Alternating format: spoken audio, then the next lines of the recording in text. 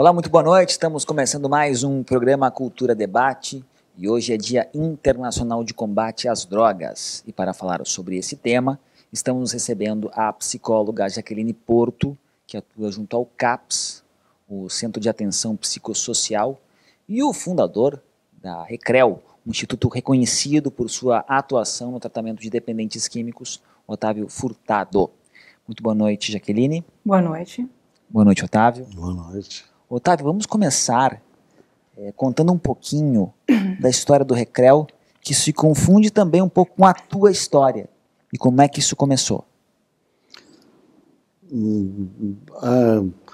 Se confunde mesmo, porque parece que ficou tudo em torno de mim no começo, porque quando começou esse movimento de recuperação de pessoas que faziam uso de drogas, eu fui mais ou menos um que iniciou aquilo, fui aquele que estava ali disposto primeiro a fazer um tratamento mesmo, né?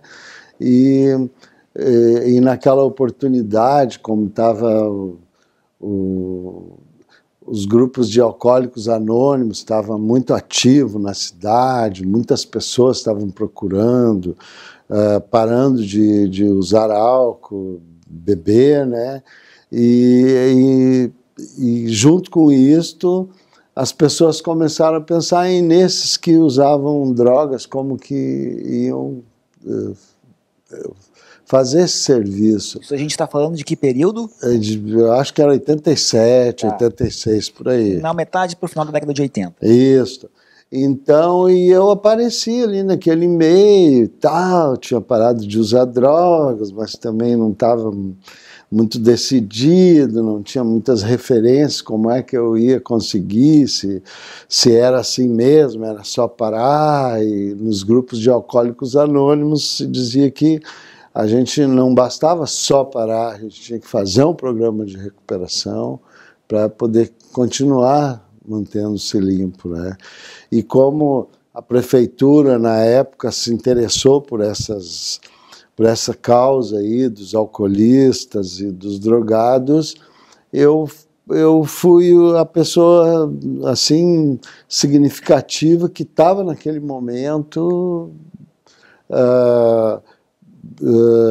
pronto para começar esse trabalho de recuperação de drogas, porque eu era usuário de drogas, né? Então, tem uma coisa interessante então, eu aqui. sou meio pioneiro, assim, na Mais história. do que pioneiro, Otávio, o interessante é que no momento em que tu começa a salvar a tua vida, tu já começa a salvar de outras pessoas também? Sim, porque não tinha ninguém, assim, que abria o jogo. Eu usei droga, e eu não sei por que eu comecei a falar, eu era drogado mesmo, e eu tinha visto na televisão uma vez uma reportagem foi o Nelson Gonçalves que fez, contando toda a vida dele, e aquilo me ajudou bastante nesse momento, porque, se esse cara falou, eu gostava do Nelson Gonçalves, meu pai também gostava e tal.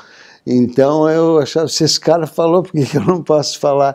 E por eu falar isso, daí as pessoas que trabalhavam, era a dona Eloci na época, na Secretaria da Saúde, e mais umas outras pessoas lá que ajudavam da equipe dela.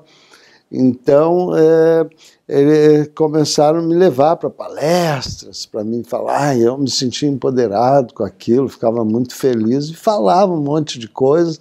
E, ao mesmo tempo, aquilo eu fui ajudando outras pessoas e recebendo, assim, elogios das outras pessoas. Tu me ajudou, e eu acho que eu gostei de ajudar. E daí fiquei trabalhando. Tem uma ideia, Otávio, de quantas pessoas já passaram pelo Recreo? Esses tempos a gente fez, assim, mais ou menos, assim, mas em torno de 5.000 pessoas já passaram pelo Recreo. 5.000 pessoas. Desde que iniciou mesmo esse movimento, muitas pessoas passaram. Jaqueline, pela tua experiência, esse momento em que um dependente químico decide, eu quero parar, ele é fundamental para o sucesso, porque, na verdade, quando há uma dependência química, a gente sabe que envolve muitas outras pessoas no entorno, né? Os amigos, os colegas, os pais, esposas, maridos, enfim, né? Mas é fundamental que a pessoa realmente queira se dê conta de que ela precisa de uma ajuda. Isso é o fundamental. A questão central é que o sujeito tenha algum desejo em relação a parar ou até a reduzir os danos em relação ao uso das drogas. Porque muitas vezes as pessoas buscam atendimento na busca da abstinência, e em outros momentos a busca ela é outra, ela busca pelo acesso à saúde, por uma redução de danos, para cuidar de questões clínicas, e aí a pessoa pode acabar se envolvendo também nesse processo do tratamento em relação ao uso de drogas e até acabar buscando abstinência, então é algo um pouco mais dinâmico. Em alguns casos, internação compulsória, que é uma questão polêmica, né? Se justifica ou tem que realmente ter a vontade da pessoa, porque a gente sabe daqueles casos extremos, né, de usuários de crack, que é uma droga devastadora, tu conheces bem, né, das mães desesperadas que chegam a acorrentar os filhos, né, e que procuram ajuda à força mesmo quando essa pessoa ainda não tem a consciência de que precisa parar. Na verdade, assim, no início vamos dizer assim, nós temos o CAPS há 10 anos. Inicialmente, a gente tinha muito essa questão da internação compulsória, no sentido que recebíamos as internações compulsórias e acabávamos mesmo, digamos assim, sem, às vezes, até conversar com o sujeito, com a família, prontamente já evoluindo para essa internação mesmo contra a vontade do sujeito, porque ali havia um pedido judicial, claro que era feita toda uma avaliação médica antes da internação do sujeito. Mas cada vez mais, através da experiência, da convivência com os usuários de álcool e drogas, onde nós aprendemos muito sobre essa questão da dinâmica da relação com o uso de drogas, com a abstinência, com a redução de danos, a gente foi vendo, através da experiência, dos estudos, que se não há o desejo do sujeito, isso vai dificultar muito no tratamento dessa pessoa. Claro que há casos extremos que as pessoas às vezes não têm alguma compreensão, às vezes tem algo associado com um transtorno mental grave, é uma pessoa que está numa situação de muita vulnerabilidade, que não está conseguindo perceber a sua situação, não só em relação ao uso de drogas, mas a sua condição de saúde como um todo, em que ainda é necessário que a gente faça o uso da internação compulsória. Mas geralmente, quando nós recebemos esses pedidos, nós investimos primeiramente e esgotamos todas as possibilidades junto com a pessoa e com a família. E somente em último caso que a gente usa esse recurso de fato, através de uma equipe e do auxílio do SAMU, de levar essa pessoa contra a própria vontade. Para pegar o exemplo, do que tu falavas antes do Nelson Gonçalves, que era um cantor que teve muito problema com cocaína, e eu já vi esse depoimento dele, em que ele relata que ele começou a ter contato com a cocaína lá nos anos 60 ou 70, de uma forma em que ele não tinha nem ideia do que era. Em determinado momento, num bar, ele estava meio triste e tal, e um cara chegou para ele e disse: eu tenho um remédio aqui que vai te levantar e tal, e ele nunca mais parou. E eu estou fazendo esse preâmbulo para dizer o seguinte: há 30, 40 anos atrás, havia muito menos informação sobre a cocaína. Para pegar um exemplo, né, de uma droga. Hoje, a juventude já sabe muito mais sobre a cocaína, assim como sabe muito mais sobre outras drogas. Isto faz com que o índice caia, que através da educação o jovem tenha menos contato com as drogas, ou na verdade tem aquela curiosidade e sempre vai ter essa busca por algo diferente, e tá a gente aqui de novo falando sobre drogas. Eu penso que o Nelson Gonçalves ele resumiu muito isso aí, dizendo que alguém ofereceu um remédio, né? Devia ter já relações, assim, uma rede já já era acostumado talvez usar outros tipos de drogas, mas no meu caso, por exemplo, eu fui usuário de anfetaminas. Tá? Na minha época, quando eu comecei a sair na juventude, a primeira droga que eu usei certamente foi o cigarro, né? Meu pai e minha mãe fumavam cigarro. Com 8 anos, a minha mãe me deu um flagrante, eu fumando no escuro um cigarro. Ela viu eu fumando e me reprimiu bastante, mas ela fumava. Ela mandava eu no bar de noite buscar cigarro, coisa que ela não fazia. A gente saía à noite de jeito nenhum, mas para buscar cigarro ela mandava. Então aquilo deveria ser uma coisa muito gostosa mesmo, porque a minha mãezinha não conseguia ficar sem fumar. Então eu acho que isso aí já é o começo da minha adicção. Então a gente já vai se preparando, se predispondo a ser um usuário, desde dessa cultura familiar assim. E depois, quando eu saí para a rua, eu comecei a compreender que podia tomar uma caipira, ficava faceiro, feliz, contente, namorava e tudo, e comecei a usar anfetamina que existia em farmácias, assim, né? Então... Que não à toa são chamadas também de drogarias, né?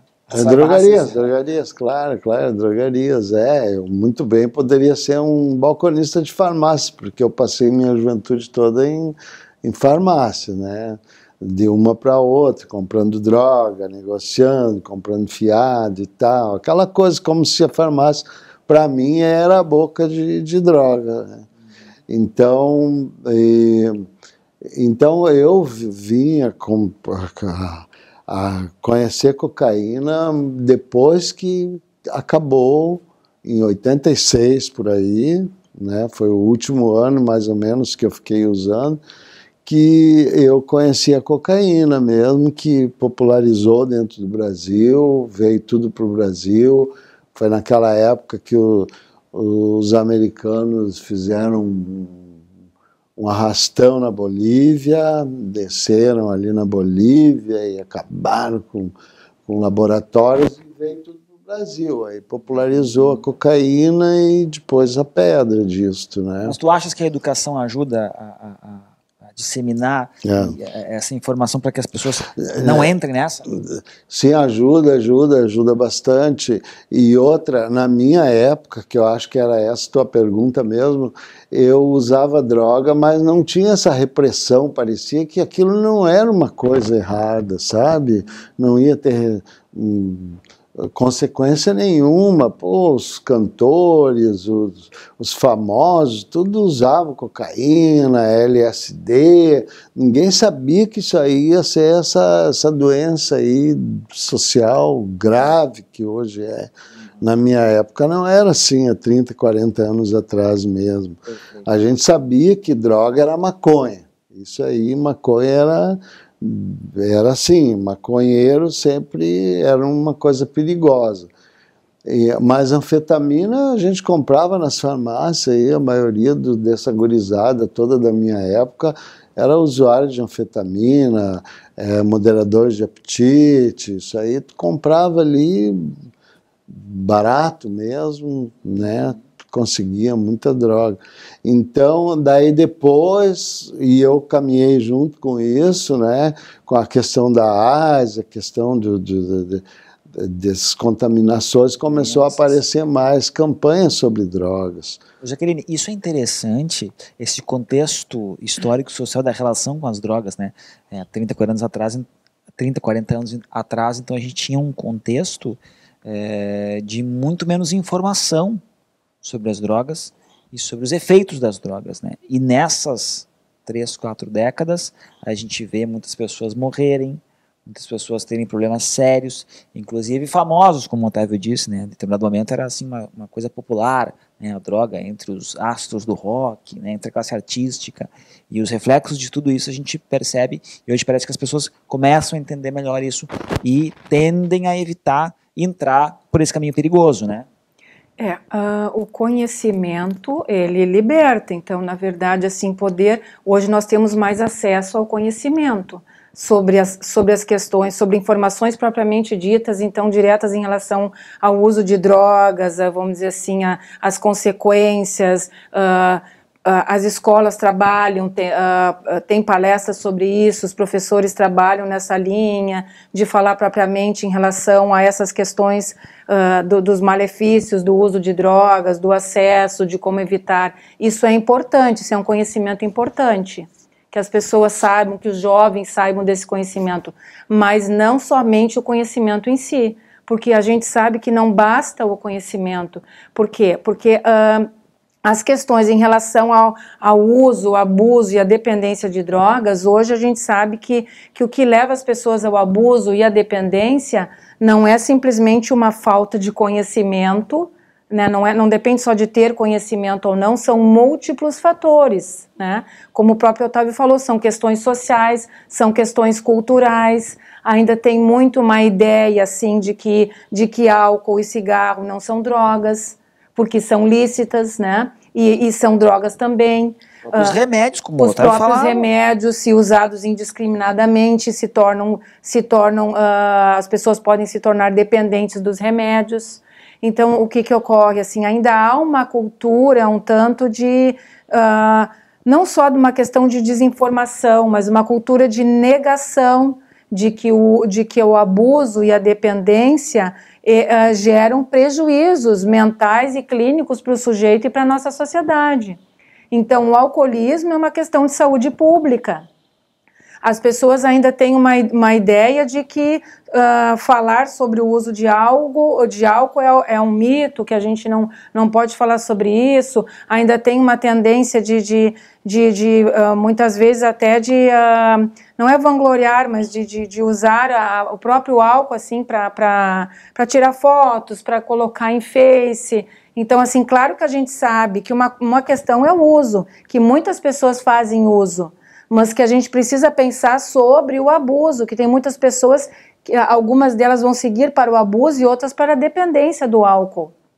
Então a gente precisa falar bastante do álcool também, não só da questão do crack, da cocaína, das drogas ilícitas. Agora, Jaqueline, conta pra gente, assim, resumidamente, qual é a estrutura do CAPS e da rede pública hoje em Montenegro para tratamento de dependência química. Bom, nós temos o CAPS, Centro de Atenção Psicossocial, que atende os usuários de álcool e outras drogas. Então, se as pessoas têm interesse de buscar ajuda em relação ao uso, abuso ou dependência em relação a essas substâncias, lícitas ou não, nós acolhemos essas pessoas, nós temos um tratamento que não é internação no serviço, muitas vezes as pessoas ainda confundem isso, embora a gente até possa encaminhar para internação se assim for necessário, se for de indicação da equipe técnica e também um desejo da pessoa. Nós temos no serviço uma equipe técnica para estar acolhendo as pessoas, temos grupos de apoio para usuários de drogas e álcool, tanto do sexo feminino como do sexo masculino. Se necessário, nós encaminhamos para comunidades terapêuticas e também, se for necessário, nós podemos encaminhar para internação em hospital geral, que é o Hospital Montenegro, para fazer um processo de desintoxicação. Mas isso é o trabalho ali diretamente com o CAPS, com as comunidades terapêuticas, com o leito de saúde mental no hospital geral, mas hoje nós trabalhamos muito em rede. Então, na verdade, as pessoas, os usuários de drogas, eles circulam pela rede, eles circulam pela atenção básica, pela assistência social. Então, nós dialogamos muito com a rede, porque a própria rede também pode fazer acolhimento dessas pessoas, porque frequentemente essas pessoas podem ter um vínculo muito mais forte lá com a atenção básica ou com assistência social do que propriamente com o CAPS ou com a comunidade terapêutica. Então, nós também podemos fazer um trabalho de matriciamento ou um diálogo com as equipes enquanto eles vão acolhendo e atendendo essas pessoas que precisam de ajuda em relação ao álcool e outras drogas. A pessoa que precisa de ajuda e precisa então de algum apoio na rede pública, tem algum telefone que a gente possa disponibilizar? Tem o telefone do CAPS, que é o 3632-5317. Tá dado o número. Otávio, uma coisa importante, mais ou menos quantas pessoas hoje estão sendo atendidas no Recreo? Hoje eu vi 52. 52 pessoas. Para que a gente tenha uma ideia, dessas 52, a maioria delas é viciada em que tipo de droga? Pedra, crack. Esse realmente foi o maior, porque a Jaqueline Crack e trabalhou álcool diretamente. também, e Álcool. cigarro. É. Esses são triplo, cigarro, O álcool e o a crack. pedra, né? Claro que foi para lá por causa da pedra, né? Ou o álcool também, né? Mas a pessoa, o que derruba, o que deixa a pessoa no chão mesmo é a pedra. Que leva ao desespero e às vezes Leva ao que desespero e leva a pedido de ajuda. eu me lembro a Jaqueline trabalhou e faz 10 anos, né, do movimento Montenegro contra o crack, que pela primeira vez, né, mostrou, desnudou para Montenegro que aquela droga que a gente ouvia falar já estava aqui presente, né, nas comunidades, naquela época principalmente nas comunidades mais pobres, né, mas que estava, enfim, invadindo Montenegro. E o Otávio então relata que até hoje, né, o Otávio, o maior número de pessoas que procura hoje. Poucos são cocaína, assim, que só fizeram uso de cocaína. Muito poucos mesmo. Esses tratam até ambulatorial, como a Jaque falou, às vezes nem precisa de uma internação em comunidade, consegue, através de grupos, assim, se reabilitarem de certa forma, né? Melhorar a vida, redução de danos. E vocês têm uma ideia, Otávio, tem algum levantamento sobre o índice de pessoas que passam por lá e que acabam realmente não voltando para as drogas? Isso é complicado falar em índice, porque assim a gente não faz uma análise quantitativa, assim, né? Porque uma pessoa que passa pelo Recreo, por exemplo, que fica lá um mês, ele nunca mais vai ser igual como antes de ter passado. Então, às vezes ele fica um mês, desiste do programa, porque lá é um programa de 9 meses até 1 ano, né? Que seria o ideal, um tempo maior, porque ele tem que se reabilitar totalmente na vida, né? Socialmente. Não é no curto prazo. Tem que mudar toda a vida dele, todas as frentes que a vida nos oferece, ele tem que trabalhar em cima daquilo, melhorar, mudar os conceitos sobre aquelas coisas e tal, porque até então ele não se preparou para esse tipo de vida que a gente quer que ele volte. Como eu, por exemplo. Eu não tinha responsabilidade por nada, então era fácil a minha vida. Eu trabalhava e tal, mas eu não tinha interesse por aprofundar uma evolução interior dentro de mim, uma coisa espiritual, uma evolução espiritual no sentido assim de melhorar o meu comportamento, de melhorar a minha atitude diante da vida, meu relacionamento com o mundo, com a questão familiar, com a questão de social, profissional, nada eu havia pensado naquilo. E a partir que eu vou me recuperando, eu vou começando a pensar sobre isso. Então, preciso mudanças de muitas formas em tudo, né? Então, a questão do tempo, ele se torna pequeno mesmo, né? Uma pessoa que usa droga, que chega a pedir ajuda, provavelmente ele já está usando droga no mínimo há 2, 3 anos já seguido. Então ele está cheio de maus hábitos, já internalizados, assim, que ele vai precisar rever tudo aquilo. Uma nova consciência das coisas. Então precisa um tempo bem maior, assim, para... Qual é o telefone do Recreo, Otávio? 3632-2275. E sempre há tempo, né, as pessoas que querem ajuda, algum familiar que quer ajuda, liga para o Recreo, né, que é um caminho sempre possível, né. Jaqueline, muito obrigado pela participação. Eu que agradeço. Muito obrigado. Otávio, muito obrigado. Agradeço, obrigado. E parabéns, também, né, pelo trabalho que a Jaqueline desenvolve, que a gente conhece, o Otávio também, que Montenegro conhece e reconhece como um trabalho fundamental, tanto do CAPS quanto do Recreo e de outras entidades também que atuam nessa missão importantíssima, né, de recuperar dependentes químicos. Nós ficamos por aqui e voltamos na semana que vem com mais um programa Cultura Debate, 8 da noite. Até lá!